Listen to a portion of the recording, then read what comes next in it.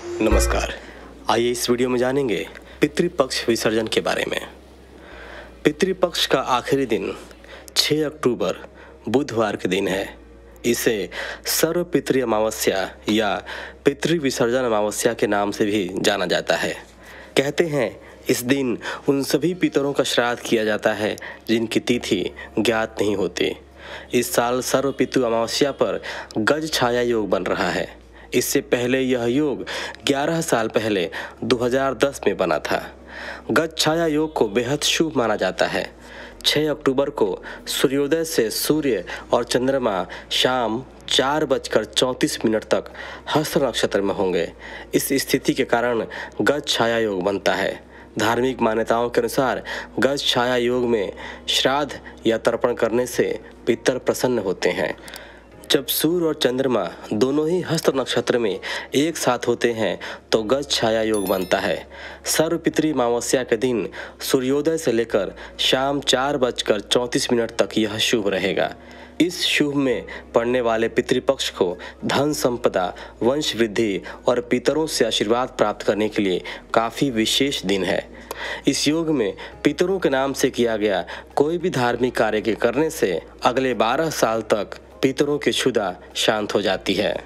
तो आइए अब जान लेते हैं पितृ विसर्जन के दिन क्या करें और क्या ना करें। सर्व पितृ अमावस्या के दिन सुबह उठकर स्नान आदि करने के बाद ही पितरों का श्राद्ध करना चाहिए। इस दिन ब्राह्मण को घर बुलाकर भोजन कराएं और दान दक्षिणा देकर विदा करें।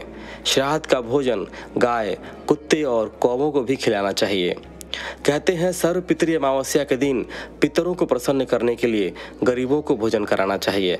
ऐसा करने से माना जाता है कि घर की आर्थिक स्थिति बेहतर होती है। मान्यता है कि अमावस्या का दिन घर के ईशान कोण में ही पूजा करनी चाहिए।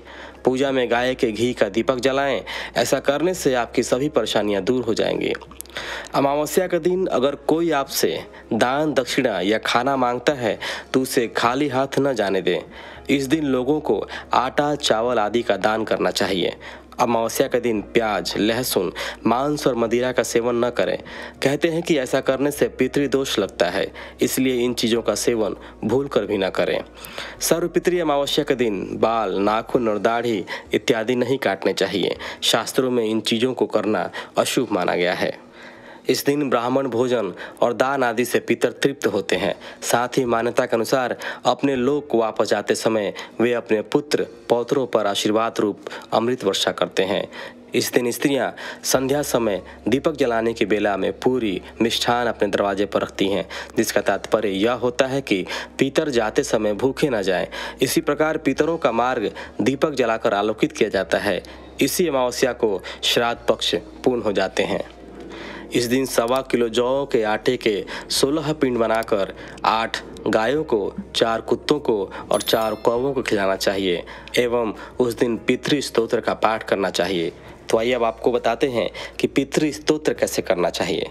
तो पितृ स्तोत्र इस प्रकार है। जो सबके द्वारा पूजित, अमूर्त, अत्यंत तेजस्वी, ध्यानी तथा दिव्य दृष्टि संपन्न है, उन पितरों को मैं सदा नमस्कार करता हूँ। जो इंद्र आदि देवताओं, दक्ष, मरीचि आदि सप्तर्षियों द्वारा दूसरों के भी नेता हैं, कामना की पूर्ति करने वाले उन पितरों को मैं प्रणाम करता हूँ। जो मनु आदि राजर्षियों, मुनीश्वरों तथा सूर्य और चंद्रमा के भी नायक हैं, उन समस्त पितरों को मैं जल और समुद्र में भी नमस्कार करता हूँ। नक्षत्रों, ग्रहों, वायु, अग्नि, आकाश और भूलोक तथा पृथ्वी के भी जो नेता हैं, उन पितरों को मैं हाथ जोड़कर प्रणाम करता हूँ। जो देवर्षियों के जन्मदाता, समस्त लोगों द्वारा वंदित तथा सदा अक्षय फल के दाता हैं, उन पितरों को मैं हाथ जोड़कर प्रणाम करता हूँ। प्रजापति कश्यप, सोम, वरुण तथा योगेश्वरों के रूप में स्थित 7 पितृगणों को नमस्कार है। मैं योग दृष्टि संपन्न स्वयंभू ब्रह्मा जी को प्रणाम करता हूँ। चंद्रमा के आधार पर प्रतिष्ठित तथा योग मूर्तिधारी पितृगणों को मैं प्रणाम करता हूँ। साथ ही संपूर्ण जगत के पिता सोम को नमस्कार करता हूँ तथा अग्नि रूप अन्य पितरों को भी मैं प्रणाम करता हूँ, क्योंकि यह संपूर्ण जगत अग्नि और सोममय है। जो पितर तेज में स्थित हैं, जो ये चंद्रमा, सूर्य और अग्नि के रूप में दृष्टिगोचर होते हैं तथा जो जगत स्वरूप और ब्रह्म स्वरूप हैं, उन संपूर्ण योगी पितरों को मैं एकाग्रचित होकर प्रणाम करता हूँ। उन्हें बारंबार नमस्कार है। हे स्वधा भोजी पितर, मुझ पर प्रसन्न हो। इस प्रकार पितृ स्तोत्र करते हुए आप पितृ विसर्जन कर सकते हैं। तो अभी के लिए बस इतना ही, मिलते हैं आपसे अगली वीडियो में। धन्यवाद।